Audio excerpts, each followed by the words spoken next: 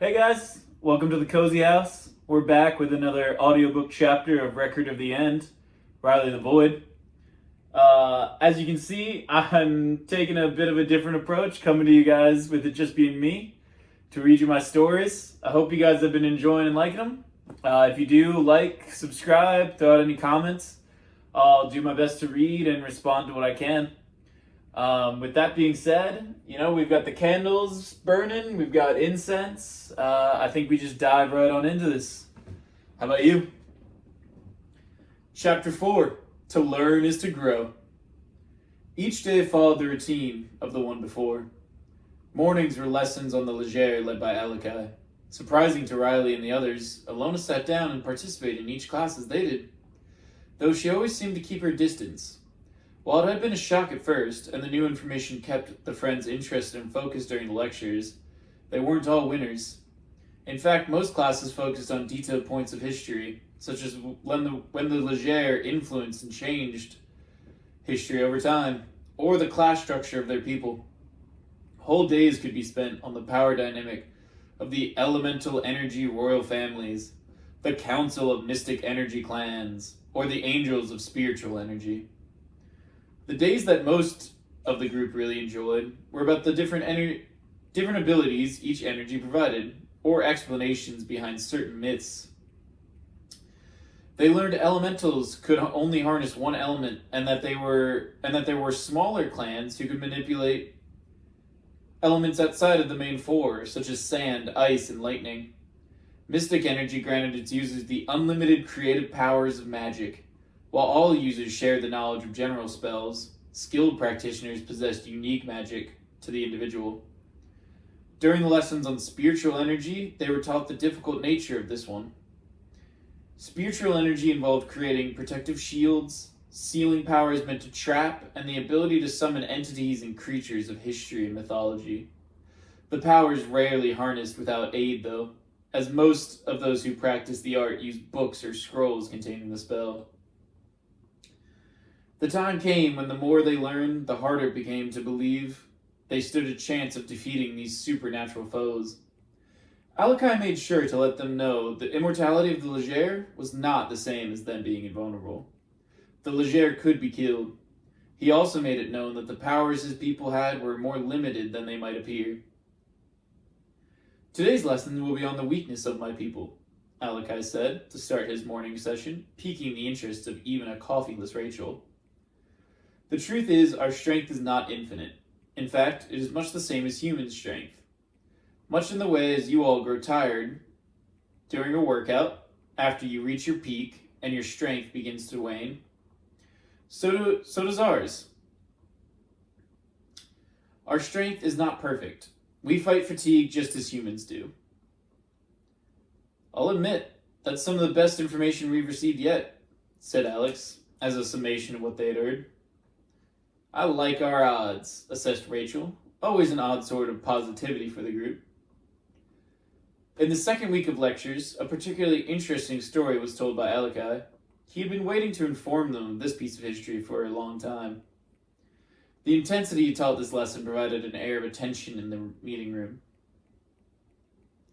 Long ago, the humans and the Lejjer met in another great war. This was brought about by the kingdom of Camelot and the now fabled King Arthur. I know we should be getting used to this, but you're telling us the greatest legend ever told is completely real? The sword and all? Said Reilly. Indeed I am. The sword known as Excalibur is an ancient artifact of our people, older than even I am, and brimming with power. No one among our people could lift the blade. That was until Merlin, one of our 9 leaders, found and raised a human who could wield the great sword. It gave him power equal to our strongest members. Combined with the influence of Merlin, the pair built Camelot, a bridge between our two kinds, explained Alakai. What happened to this kingdom? Implored Rachel. The rest of the 9 leaders decided Camelot and its king upset the balance of the world. It was determined we must destroy what had been built. A war unlike any before was waged. Many lives, including some of our leaders, fell. The toll was great, and the divide between our peoples began anew. How did you cover up something like being fully exposed to humanity? Asked Alex. The results of our destruction was a full cleanse. You know it as the Dark Ages, hundreds of years of lost writing, art, and histories. As for Camelot, we allowed its story to be told in all its fantastical glory, he mused. Why? They responded. The greatest lies can be the truth, when the truth is unbelievable, said Alakai. The afternoons were dominated by Alona's boot camps. She drilled everyone on physical training, hand-to-hand combat, and specialized training in military fields. Alona used her command like a true drill sergeant. She had them exhausted every day, and while they more or less suffered through her general training, each enjoyed her approach when it came to specialized training. Alona had a knack for pinpointing the aptitudes and interests of each individual. Rachel found herself a better shot than any of the boys. Theo spent time working on his research and testing which weapons might work best in combat. Jameer's athletic instincts led to him to the top of the class in hand-to-hand combat. Jameer took on a leading role during the training schedule. He took his role as a personal trainer and ran with it, even getting Alona to adjust the schedule. Knowing the starting point of most of the individuals in the group, he designed a plan for each to build them up and help recovery until each was at the level of Alona's expectations. Blah! I cannot keep up with this, Ja, said Rachel during one recovery yoga session with just the pair. I see you slacking, he joked. Do you not see these muscles, these abs? She retorted. Yeah. You girls talking at all in your room? He said. No. It's only been a few days. Honestly, she's like barely in the room, just constant movement and stress. I feel that. Just look at her, he said. I've got to catch her one night. I feel like we'll be friends. Better than only being able to talk to you guys. Rachel smirked. Hey, we ain't that bad. Your room has smelled like sweaty farts since yesterday, she retorted. Damn, cold response. One night, Rachel shuffled into the girls' dorm from the shower, dressed in the thickest sweater and oversized pajamas a woman her size could fit in. She dove headfirst into the bed and caused the springs to groan out with a sudden force, the sound echoing around the room. A noise loud enough to cause Alona to look up from her reports. Heard anything? She said. Rhetorical, sighed Rachel. Literal, came her response. What isn't? Rachel said, rolling over to face Alona. Training is difficult. You started with less routine than the others. It will come to you, came Alona's chilly answer. Rachel rolled over with a huff. Alona felt a sting of irritation, thinking the conversation was going well, and her answer the honest one. She poured her reports back to her lap, and without noticing, shifted away in her bed. A moment of silence passed before Rachel broke it with, Is it weird this is the most we've talked? I didn't know you wanted to, said Alona. Girl, we're the only two women trapped in a bunker most of the day. We're dealing with the plot of a movie, and we sleep 2 feet from each other. All I want to do is talk, Rachel said, nearly launching herself from her own bed in exclamation. Oh, Alona stammered. You haven't done this much. Girl talk, have you? Rachel asked, knowing the answer, seeing Alona evade her gaze, clenching the sheets a little tighter. No, not really, she replied, still averting her eyes.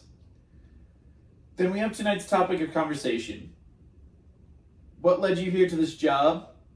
But first, we need to get ready, said Rachel, jumping out of bed. Get ready to talk? What we were already doing? Alona said, with sarcastic inflection. She watched Rachel scurry around the room. It needs to be cozy. Extra sheets from the other beds. Oh, I brought a couple candles when we came here. And don't get me in trouble, but I've totally stolen a bunch of treats during meals and have them under my bed, she said, rushing about. I would have reported you already. You leave wrappers under your bed, Ilona said dryly. I knew you were cool, Rachel smirked, finishing her setup. She found her way to her bed and faced Ilona in a blanket cocoon before she continued. The illustrious and stoic Ilona. What's her story? It won't be the happiest of stories, she said. Well, that's fine. As long as I get to know you, in the end, Rachel said softly. I guess it starts with my older brother and my dad. My father and everyone in my family has been a part of the military every generation, going back centuries to serving King Willem the First. My brother and I were no different. Born, raised, and schooled with a track for service and legacy. I was a bit of a free spirit when I was younger. Ilona started out her story. Oh, you were? Rachel perked up. Yes, I was. Anything to get me away from all the rules and eyes watching me, she said. Like drinking or something a bit harder? Pushed Rachel. How would an American put it? Sex, drugs, and rock and roll, she smirked. Oh my, laughed Rachel, a laugh not to last. I didn't compare to my brother, though. A new girl every night, a bartender friend every bar in Amsterdam, tattoos no one but I knew about. Still, he was top his class in school, a skilled footballer. Upon enlisting, he couldn't help impressing, and with a name like ours, rose quickly. He was truly special, and it wasn't lost on my father or I. I worked hard to be like him, yet he wasn't always perfect, and one day it caught him, said Ilona. He was caught? Asked Rachel. In the karmic sense.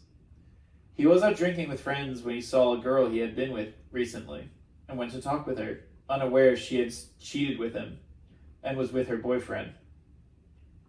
He let the drinking get to him and a fight broke out. What we were told was his head hit the wall at just the wrong angle. She trailed off. Oh, I'm so sorry, said Rachel. We lost him that night. My father never recovered. I almost didn't as well. Until I came to the decision to live my life as best I could. I would study hard, train during my free time, and live the life my brother missed. Eventually my work was recognized by none other than my father. I believe he thought the project a joke. I'm still unaware why Alakai chose the Netherlands to turn himself in. But we had him, and he needed an ambassador. My father pulled some strings to store me somewhere. I might be safe, he thought. That is my story, of why I'm here, and why I treat you all as I do, finished Ilona, unable to raise her gaze to meet Rachel. If she had looked up, she would have seen the teary-eyed woman coming before her. She slammed into her, covering both in layers of sheets together. That is the end of Chapter 4 of Record of the End, Reilly the Void. I hope you guys enjoyed it. Hope you guys liked our new format in the cozy house with the candles and the incense. We're going to keep bringing you the best stories we can. Please like and subscribe. Throw some comments out there so I know you're watching and listening, making it to the end of the videos. And I'll see you next time. Bye!